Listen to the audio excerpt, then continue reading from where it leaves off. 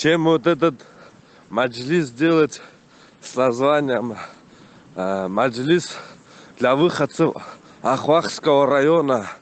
Чем вот так делать? Неужели нельзя было сделать аварский маджлис, да? Назвать аварский? Я не думаю. Я думаю, аваров не так уж много в Тарумовке, да и разницы нет, сколько, много, немного. Если много, то 2 маджлиса делать одновременно. Если на то пошло, чтобы каждый авар чувствовал, что одна нация едина, чтобы каждый авар это чувствовал, понимал, что не отдельный район там у него, а нация, что мы едины, что мы как нация едины, что мы авары. Аварский маджлис это назвать надо было бы. Но нет же, отдельно для выходцев такого-то района надо это делать маджлис.